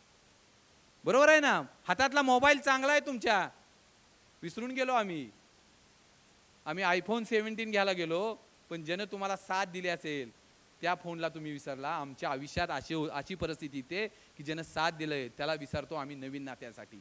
अरे जो अडचणीच्या काळात संकटाच्या काळात तुमच्याबरोबर राहिलाय ना, तोच माणूस तुमच्या चांगल्या काळातही तुमच्याबरोबर असला पाहिजे. नाहीतर आमची अवस्था त्या आंधळ्या माणसागत होते. आंधळ्या माणसाला जर दिसायला लागलं तर पहिल्यांदा हातातली काठी बाजूला करतो. ज्याने तुम्हाला अडचणीच्या काळात साथ दिले ना, तो जीवाभावाचा फक्त तुमच्या आयुष्यात ठेवा, काही लागणार नाही. आणि 3, एखाद्याचं चुकलं असेल तर एका जवळच्या माणसाला बघा जमतंय का, अवघड आहे, पण त्याच्या चुका काळजात एक घर करा, स्मशान करा आणि जाळून टाका. आणि 3, 4 कानाला लागणारी चेक करा, एकदा कानाला लागणारी शकुनी मंतरा उमऱ्याच्या बाहेर. मार्गदर्शक कृष्णासारखा असावा, 100तला 1 पण सुटला नाही पाहिजे आणि 5पैकी एकालाही काय नाही झालं पाहिजे. कृष्णासारखा जगात माणूसच नाही, प्रभू श्रीकृष्णांसारखा जगात माणूसच नाही. लहान असताना देखील आई म्हणते आजही पोराला काय काना काय चाललंय तुझं. आणि पोरग मोठं झाल्यानंतर एखाद्या जर प्रेमात पडलं ना तर अख्खी गल्ली म्हणते कन्हैया झाला ह्या. आणि ज्या कृष्णाने, अरे एका बाजूला नारायणी सेना होती विश्वातली सगळी मोठी, परंतु रणांगण पण असं रचलं की 5 वनवासी पोरांना घेऊन ती रणांगणी जिंकण्याची ताकद त्या कृष्णात होती. आणि मित्रांनो, ज्ञानही असं दिलं की आजही त्या ज्ञानावर कितीतरी PhD होतील आणि कितीतरी नोबेल पारितोषिक दिली जातील. आमच्या आयुष्यात आमचा ईश्वर आमच्या पाठीशी आहे, फक्त लढाईची ताकद ठेवा. देव तुम्हाला सोडून कुठेही जात नाही, सदैव तुमच्या बरोबर आहे. फक्त तुम्ही पाठीमागे फिरू नका, एवढी ताकद आमच्यात मिळावी एवढी एक विनंती करतो. आणि जाता एकच विनंती करतो, 9 दिवस अनेकांनी चप्पल गाठली नसेल, अनेकांनी उपास केला असेल, 100% उपास करा. पण घरातली देवी पावल्याशिवाय मंदिरातली देवी पावत नाही, हे सदैव लक्षात घ्या. मित्रांनो, कायम एक गोष्ट लक्षात घ्या की आज ज्या छत्रपती शिवाजी महाराजांनी स्त्री म्हणजे मराठीच्या देवाऱ्यातली देवता म्हणून ज्या आईचा सन्मान केला ना, त्याच स्वराज्यात सकाळी गेलेली माझी ताई घरी सुरक्षित येईल का नाही ही माझ्या आईला काळजी आहे. मित्रांनो, नवरात्रीत 100% दांडिया खेळायला जावा, पण माझ्या आईला कुठल्या काळजी वाटली नाही पाहिजे. एवढी मात्र काळजी घ्या, तुमच्या डोळ्यात माझ्या आई आणि ताईबद्दल सदैव सन्मान असला पाहिजे, त्याच वेळी ही देवी पावल. हे मागणं मागतो आणि थांबतो. धन्यवाद. धन्यवाद. 10 पैकी एखाद्याच झाडाला लागतात सुंदर कणस. 10 पैकी एखाद्याच झाडाला लागतात सुंदर कणस. मातीतल्याच विभूतीनं जमवली हजारोवर माणसं. 24 पैकी 20 तास हाती मोबाईल. नासके तुझे स्टेटस पाहून शत्रूच तुला खाईल. गाठी आतच वाढतात गर्ल्स अँड बॉईज. गाठी आतच वाढतात गर्ल्स अँड बॉईज. माफ करायला मात्र लागतं वाघाचं काळीज. सृष्टीवर या कृपा असते कायम शंभो शिवाची. सृष्टीवर या कृपा असते कायम शंभो शिवाची. वळून पहा खात्री करा 2 पावलं देवाची. घटनेत कितीही असू द्या महत्वाची कलम. घटनेत कितीही असू द्या महत्वाची कलम. देव माफ करत नाही तुझी वाईट कर्म. म्हणून म्हणतो कष्ट कर लढ तू. कष्ट कर लढ तू. गाळ तुझा घाम. कृष्ण सखा धावून येईल होऊन घनश्याम. कृष्ण सखा धावून येईल होऊन घनश्याम.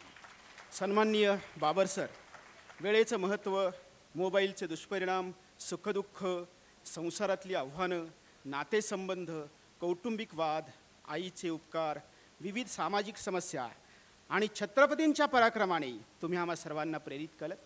संयोजकांच्या वतीनं आपले मनापासून आभार मानतो.